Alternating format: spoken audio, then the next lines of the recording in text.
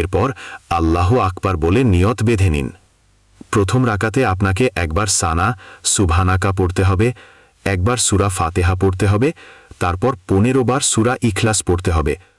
এরপর রুকু করুন, সিজদা করুন, তারপর দ্বিতীয় রাকাতের জন্য দাঁড়িয়ে যান।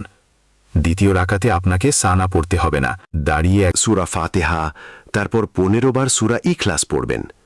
এরপর রুকু করুন, সিজদা করুন, কায়দায় বসুন, সালাম ফিরিয়ে নামাজ শেষ করুন। নামাজ শেষে জান্নামাজে বসে থাকুন।